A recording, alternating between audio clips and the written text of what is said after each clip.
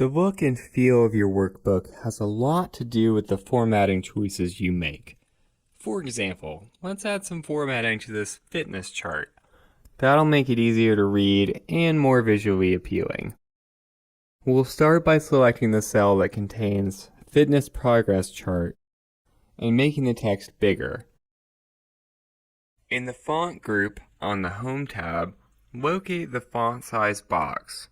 You can either type in the exact font size you want, or click the drop-down arrow to select a size. And you'll see a preview of the results as you go down the list. I think 24 looks good. Maybe we could go a little bigger though. Increase and decrease are two other options for quickly changing the size of your text. All you have to do is click the command and there we go. To change the actual font, click the drop-down arrow here. Then make your way down the list, and you'll get that live preview again. I think I'll go with this one. It's different, but it's still very easy to read, which makes it a good choice for a title. So, how about some color? To view your options, click the arrow next to the font color command. You can choose one of the theme colors here, or if you don't see anything you like, go ahead and select More Colors. This bright pink should look pretty good with the color scheme I have in mind. Another way to make your text stand out is to use bold, italic, and underlining. Bold should be a good choice in this example. Now the text really stands out and it's much easier to read. I think I'm ready to add some formatting to the rest of the worksheet.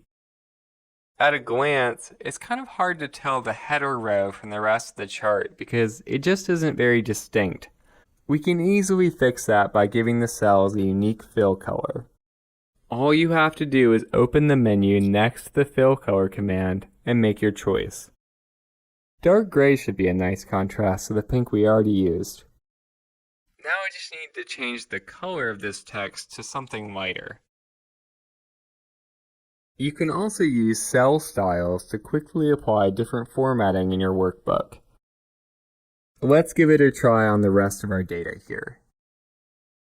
When you're ready, click the Cell Styles command, then mouse over the styles for a preview, and click the one you want. At this point, you probably notice that adding a fill color to a cell range causes the line in between the cells to disappear. I'd like to change that by adding in some cell borders. Click the drop-down arrow next to the border commands, and you'll find a lot of different options.